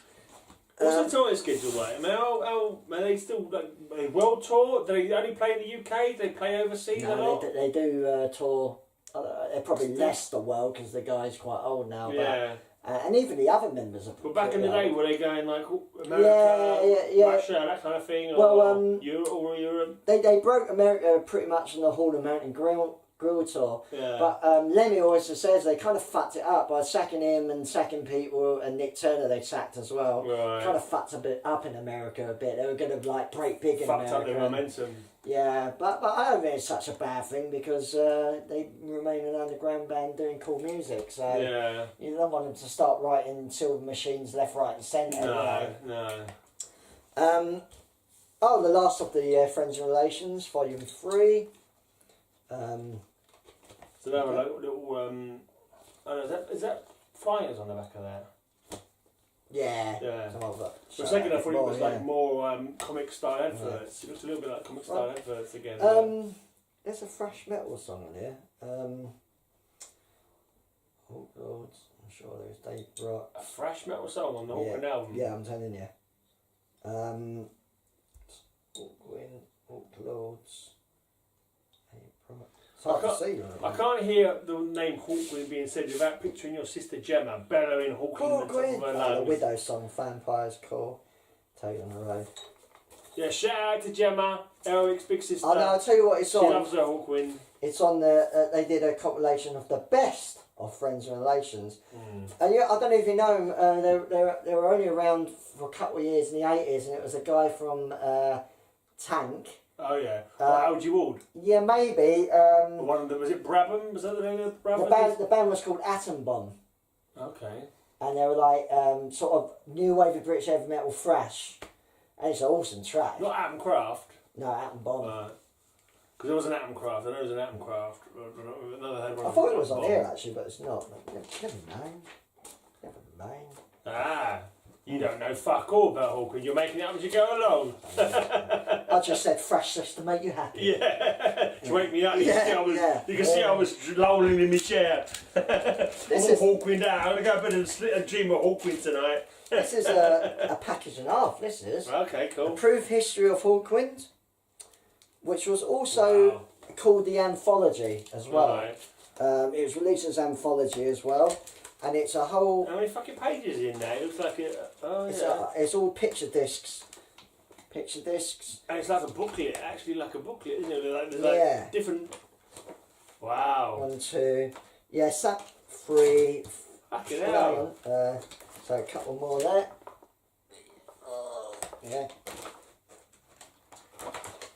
Jesus. Anthology Volume 2. So it's originally Anthology. It's just a massive compilation, basically. Is it like lots of different tracks? Are you missing one? No, I'm not missing one. It's just. There's a fucking blank page there, mate. Don't tell me you ain't missing. What are you doing not because I know the anthologies were 3 volumes.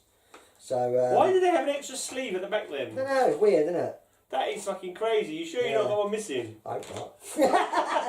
No, I don't think so. That just seems weird. It's probably still in your dad's record player. You've not taken it off. It's called compilation of stuff from the 80s. Yeah. Some unreleased stuff as well. 3 volume set in picture disc format. Yeah. Plus 11,000 word booklet. Right. Jesus. Yeah. So is that free? But there's not. Oh, I've lost the word booklet. That's what's happened there. The word booklet's not there. Really? Yeah. I reckon that's what it is. Maybe. There's 1, 2. There's more than 3 albums there though. No, it's 3 albums because you're seeing inside, aren't you? Both sides. Yeah, cool. So there's 3 there. Is that not the word? Oh, there it is. No, the booklet's here. There we go. It's just seems weird there being a big empty space at the back there. Maybe you have to record your own album. Oh, it's cool. I've seen this. It goes through the history and tells you what songs on the air come from where. Right. So it's a really good. Who's compiled that? Who's put that together? The band or someone? I don't know. What label is it? Did they ever get onto like a big label? Well, I think Anthology, Thinking Back, was on Flick Knife. But then this is one of the early ones on Flick Knife. And then this company called Samurai released it as Approved History of Hawkwind. But I think originally it was on Flick Knife, I think. Flick Knife is not a fucking label anyone's ever heard of. Has anyone else been on Flick Knife? It's not the band's own bloody label, is it? No, it was a label at the time. Good name. Yeah, bung it here. I saw it. You're folding over the corner there, mate. You're firing off my inner Virgo. It's like, you know, if this was a comic book and you was turning the corners over like that, you'd have to get a slap. You're folding your corners, mate. You're folding your corners over. This is no longer a 9.8. You're really just like lowering the grading. I'm pressing my records. Don't worry about that. No, but it's tricky with all these bloody. But that is a really impressive bloody set. Package, isn't it? Yeah, More bands should have this kind of. Maybe they do more do box sets nowadays, isn't they? Yeah. This is kind of like a box set, maybe before box sets became popular or something. Really cool pictures as well. I love the drawings. Awesome art. Awesome artwork. The artwork's like fucking up there with the music of Hawkwind. It's like the artwork's brilliant. Hawkwind. Compilation of supplied and approved by Dave Brock. Oh, there you go. Booklet by Brian Torn. Artwork by John Coulthard. You said that before, didn't you? Yeah, John Coulthard. Yeah. Thanks to Hawkwind, past and present. Okay, and this comes from Samurai Records, who are based in Southwark. South East One. You could do the new. But like I say, they didn't release that originally though. Okay. You could do the new bloody sleeve, couldn't you? They were all released separately as anthology, separate picture discs originally. And then they compiled them, I guess. Yeah. You could do the new plastic, couldn't you? Oh, it's back to an actual studio album. This is the last album of the 80s called Sending Codex, and it comes out in Codex, wasn't it? Codex, Sending Codex. Oh, Codex, not Code. Was it? Something X was the first name of the band, wasn't it? What was the name of the band? Project X or something? Oh, okay, Project X. Cool little inside cover. You got to watch. I've torn this before. That's crazy, yeah. Yeah. Now, what was Hawkwind's original name? You said? Group X. Group X. Yeah. That's what I was trying to think of. Yeah, it's when you said Codex, I was thinking Code X, but Codex as in Codex being one word, isn't it? Yeah. It's cool. It's a pretty good album. I like it. The War Survive, Wastelands Asleep, Heads, Sword of the East. It's a pretty good album actually. Lost Chronicles I like a lot. Yeah. I like the art and the fold out stuff and all that kind of thing. It makes it more of an event. It's not just an album, it's an event. That's what I love about vinyl. Yeah. Back in the day. You wouldn't get it on a fucking CD, would you? No, I mean they do try it. That's why vinyl's come back in a big way, I think. But, I mean, that's the thing is they made vinyl fun because they got all these fucking extra bells and whistles and. You know. The plus side of CDs is they had all the extra tracks, didn't they? Yeah. Rarities and stuff like that. But they're not so much fun. Be very careful you don't say that. Yeah, of course, man. Don't have to tell me. I know. You don't even trust me to put my whole exactly. I'm watching you like. I'm watching you. Come on, Elric. Fucking hell, sort it out. Okay, this is called Out and Intake, which was a compilation album of stuff that's unreleased and basically pretty good. Funny enough, it's got Assassins of Allah, which is a remake of Hassan Sabah from Quartz Razor and Charm. Right. But to this day, they kind of play it in that style, a kind of high rocky kind of style. But it's a pretty good album. I like the weird inside. There's Dave Brock. Inside sleeve. But you didn't do plastic sleeve for this one. It's got a bit tight. Yeah, no, it's not so tight. It's ripped a bit. Ripped a bit. Yeah, the plastic ripped a little bit, and you got a little corner come away here. But you could probably get one of them. I would have thought. That's not really like the important part of it, is it? Really, the plastic outer sleeve. No.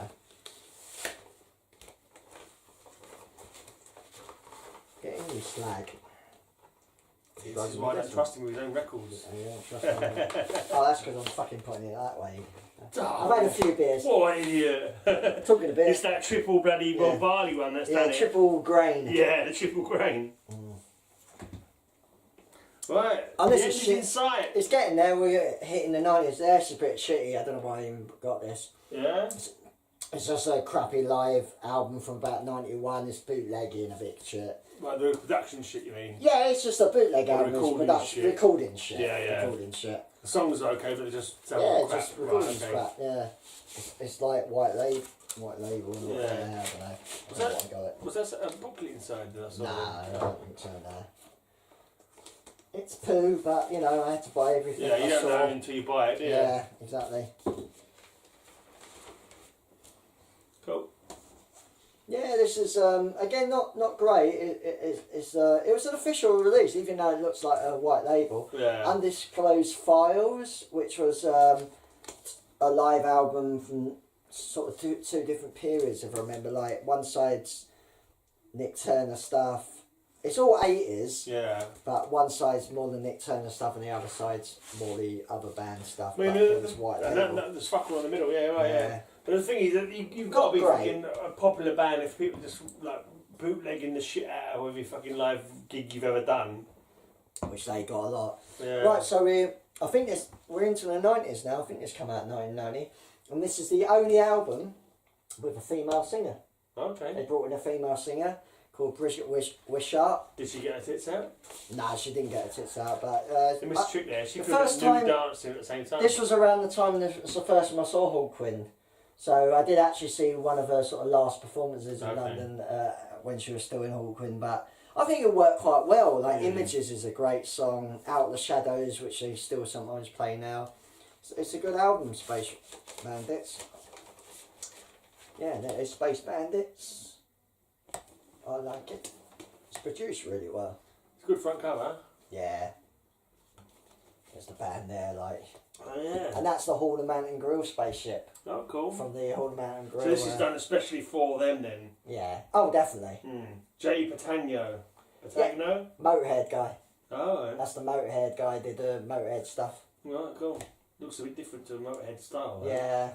Looks quite nice. I can tell it's him, though.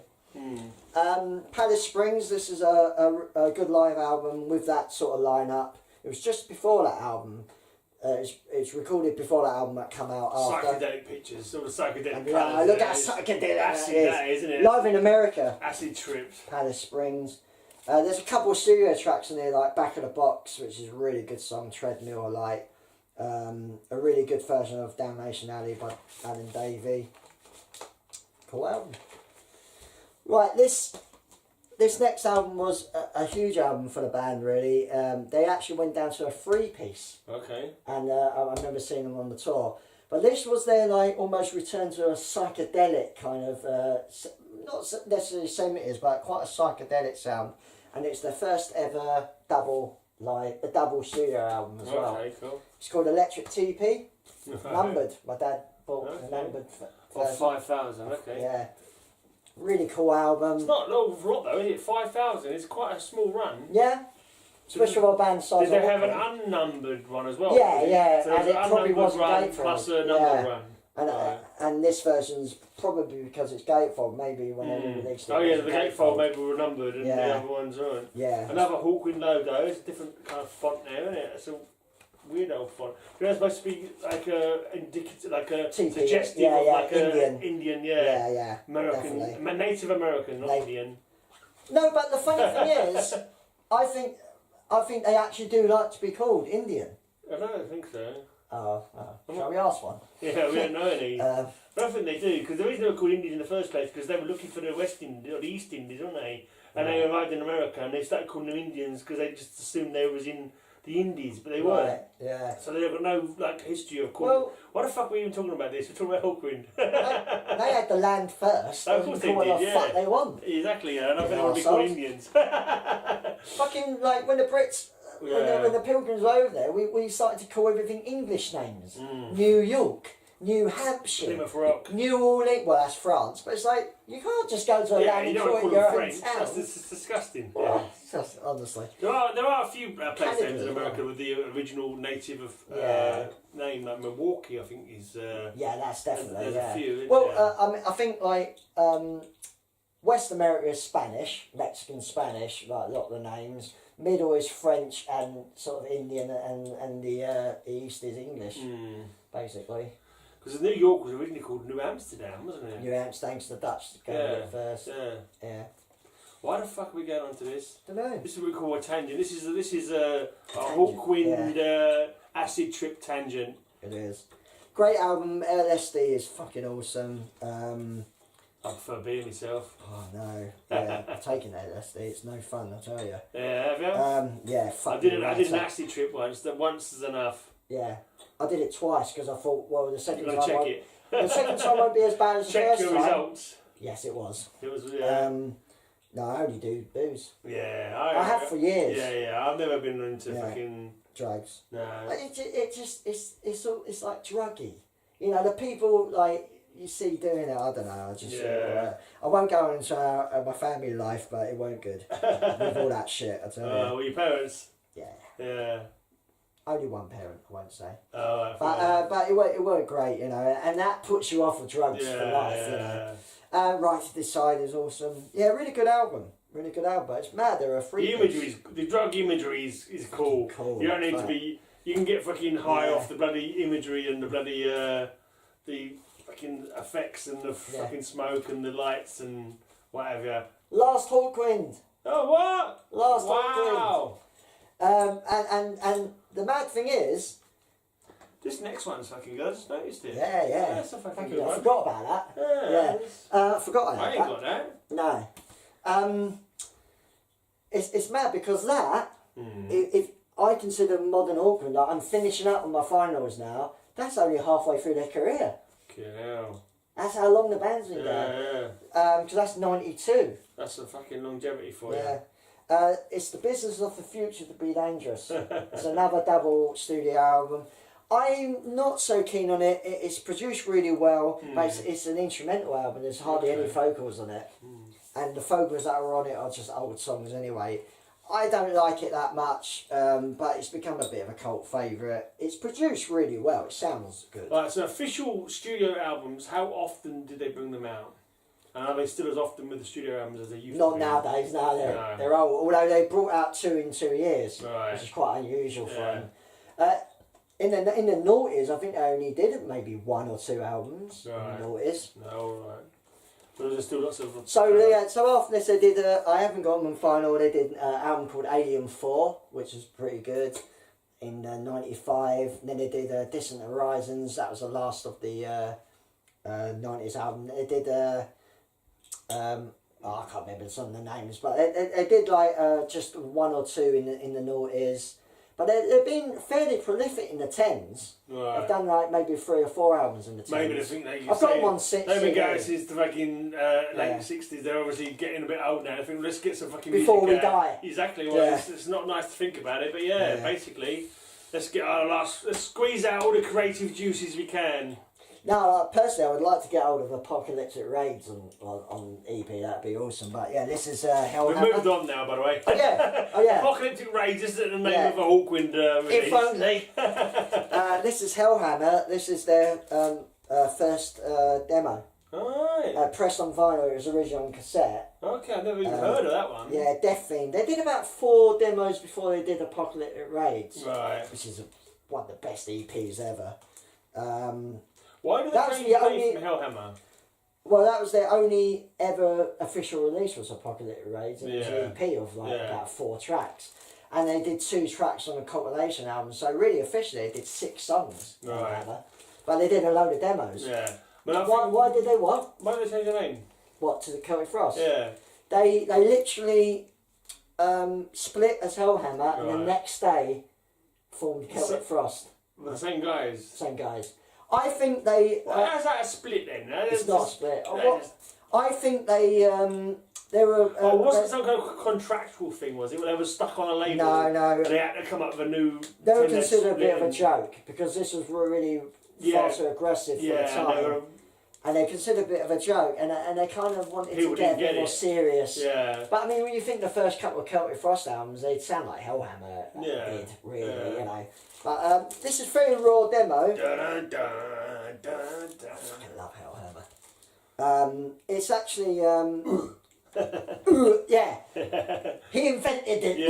Yeah. Especially with Celtic Frost. Yeah, the death growl. The death growl. grunt. The death grunt, yeah. A lot of the songs are actually sung by another member at the time. So it's not even Bruce Day, Steve Warrior. Steve Warrior. Oh, yeah. Tom Warrior and Steve Warrior. I didn't know there was Warrior. It's not even the fucking main guy that ended up. What, Martin Ain? It's not even him. No. On this. He came a bit later, didn't he? Yeah. So was Tom G the only one from that lineup who carried on? That carried on. Bruce Day, wasn't he the first drummer? Yeah, I'm not sure. No, he was Sledgehammers on anvils. Right. yeah. I think that's what it says there, isn't it? Sledgehammer and anvils. Yeah.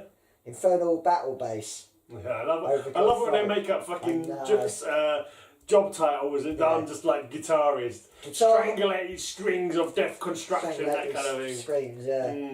Fear Factor's first album's got all them. Yeah. I should have showed you them actually. They got those for each thing. Yeah, Guitar Holocaust and Dan Buster vocals. Good name still, Hellhammer though, isn't it? Good name. There's so many bands, modern bands with Hammer in the title now, isn't there? Cool band. Yeah. Right. Tom G. Warrior is a fucking metal god, definitely. The thing with Celtic Frost and Hellhammer is the fucking riffs. That's so fucking, people copied them to death, you know. Yeah. I mean, listen to Obituary. You know, it's like, they're just... They even cover Circle of the Tyrants, didn't they? Yeah, I know, they're just... Circle of the Tyrants! Right. Just the first two Celtic Frost. After that, they experimented. I didn't really like them so much. But no, the early stuff is good. Yeah. They're all right. They did get a bit weird. Cold Lake, that was a different band. That was a band called Celtic Frost. Yeah, that wasn't the same band. Yeah. I pissed off Tom G. Warrior on fucking Facebook by talking about that. He knows. Yeah, he knows he was shit. No, but he was. That's the thing. He was like, no. And I said, at least you got that lovely video. At least you got that lovely video of you wearing the makeup or whatever. And he went, "Fuck off! You're pissing me off now." So the album's so bad. It's such a departure that it's now known if you do a bad album, you've done a Cold Lake. You've done a Cold Lake. But to be honest, though, it is a shit album. Yeah, it is a shit. Like I actually don't think it's as bad as maybe people make out. If it was a completely different band, a whole new band had formed and done that, you'd be like, oh yeah, it's a bit weird. But they look glamier than it sounds. Fuck. The glam look was fucking... And the thing is, glam was so hated by the thrashers and the death metals. Why would you suddenly fucking put on a glam...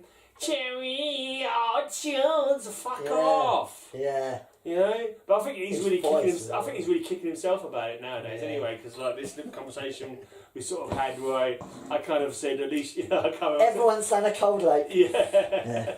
Right, let's go back to the 60s. Yeah, big time. Celtic Frost Cold Lake is Cold Lake. Yeah. I know, it's funny, isn't it? Yeah. All right, let's go back to the 60s. Okay, man. Let's go back to the 60s. Yeah, the original fuzzed out guitar, really. I mean, this is the first person to really do like kind of really heavy distorted guitar. Really, it's Jimi Hendrix, and the Jimi Hendrix Experience. I don't know if it's his original album because this is like '67. This is his debut. Yeah. Brilliant album, Foxy Lady. You must know. Oh yeah. That was in fucking Wainsworth. Yeah. Manic Depression, Red House, this brilliant album. Fire. Jimi Hendrix is like awkward, is mental because there's only 3 official Hendrix albums. Oh, and how many lives and bloody well compilations. And rare it is, there's so much. But yeah, really good. No, life cut short from drugs, wasn't it? Yeah, a lot of, and I think he was 32, 27. And Lowe's died at age 27, didn't they? Like he would be, I don't know if he'd be alive today, but when he went past that in a coma in Notting Hill, his girlfriend didn't want to phone the hospital and try to revive him and stuff because they're drugged up and they didn't want to get him for it. If he should just phone the ambulance, it might have been alright. But yeah, it's a real shame. Yeah. He suffered from, there's a song called Manic Depression, and he suffered from it. A lot of fucking these creative people do, don't they? Yeah. Boy, was he creative. I haven't got the second album done, Axis Boulder Love, which is a shame. But I go straight to an album that I cannot even show. I see looks like there could be a few women on there. Yeah. It's this Electric Ladyland. I say. It's just an album of naked women. I say. Funny enough, like back in those days, artists never had any authority over what album covers they did. So they never chose the album cover. So it was based on record label. He wasn't happy with it. He thought it was a bit much. So I won't. Was there a song on there called Electric Ladyland or? Yeah, there is. Yeah, what's it called? Yeah, Electric Ladyland. Yeah. Are you coming to Electric Ladyland? Something like that. But Food is Child's favourite. Great inside cover. But I can't show you the front cover. No. I'm going to have a good look at that though while you're getting on with the last one. I bet you will in the toilet or something. I'm taking it with me to the loo. I like the women because they look like real women as well, like proper size. I mean, that's the 60s and like, you know, there's no fucking silicone and fucking bullshit. Yeah. Great album, fucking Voodoo Child, Slight Return,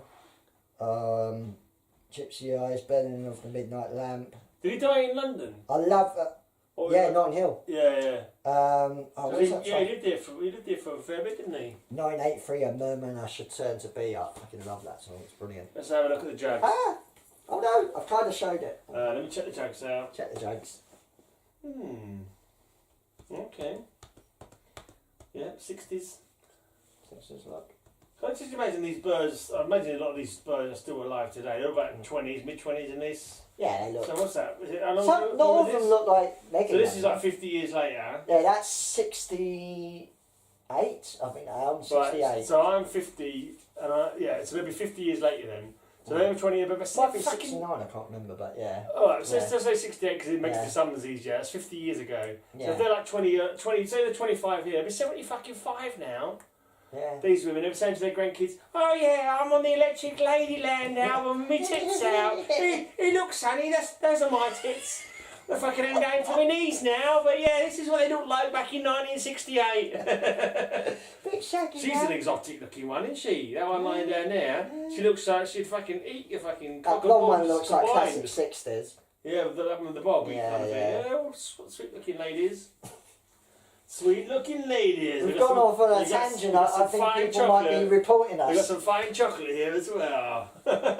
Not all white girls. Not all white girls, but only one black lady. Interesting. Yeah. Did you not know about that cover? No. I've got no fucking Hendrix fucking at all. know it now. Got no Hendrix at all. Yeah. You know it now. I'm surprised that was even allowed. I know. She's got some fucking pointy boobs, isn't she? That one. Yeah. It's just Fuck me, they look like they'd fucking hurt your hands grabbing hold of them. Anyway. Show's taken on a different level. Right, last album. Last. Ages. This is Experience Hendrix. This is a new release compilation, basically, but it looks a bit more. Yeah, all modern and nice. Experience Hendrix. Just a compilation of all their stuff, you know. Purple haze is in my eyes or whatever. Everything, yes. Excuse me while I kiss this guy. Yeah, the classic. I know, it's kiss the sky, isn't it? Yeah, it's supposed to be. It's an easy mistake to make. Booklet. A little package, I think. But you can see that it's definitely more modern. Yeah. This one is, unfortunately, this one not in good shape, is it? I bet if this was in good shape, it'd probably be worth original. you, Bob. Yeah. I would assume it is original though. Yeah, I would have thought so because I think I got it off my dad actually. Yeah, it's literally like fucking. It's just fallen apart from the amount of time it's been folded over, really. Yeah. Yeah, the spine has completely fucking disappeared, isn't it? It's double as well, isn't it? Yeah. That's it. So that's it then. That's the H's. Need to go to the toilet. That's the H's for ho ho ho and Merry Christmas. That's Elric's H's, mostly Hawkwind. Yeah. Bit of Hendrix, bit of Hellhammer. Something for everybody. Yeah. Happy Christmas. And PJ Harvey about a year ago. Yeah, PJ. It seems like a year ago. It was quite a long video. Yeah. Oh, I wonder if that's been longer. I think it's the first time I've actually I've managed to drink all my beers during the course of the evening. See, the bees, the most amount of records I've had is bees. I wonder if this show's been longer than a bee. It feels like it's probably fucking Christmas Day by now. People have all opened their fucking presents and eaten their turkey, and you're like, fucking hell, they're still talking about fucking Alcuin. Well, you know, we all know everyone gathers around to watch Christmas TV. Just don't bother with that, watch this. Yeah, don't worry about the Queen's speech, just watch our video instead of... the drunken of speech. This pair of Queens. Yeah. Right, that's it then. We'll be back on Christmas Eve. No, New Year's Eve. Yeah. I should think the eyes. Yeah, the eyes. Iron Maiden, I bet. No, I've not got any of them. You're joking? No, I I am joking. joking. I thought you probably was. That's my second obsession. Okay, yeah, cool. Well, that's it then. We've both got to run and have a piss. So, cheers for watching. And, yeah, if you have watched and not fucking turned off, which I wouldn't blame you for doing because we did waffle on. But it was tits in it though, so, you know, worth watching.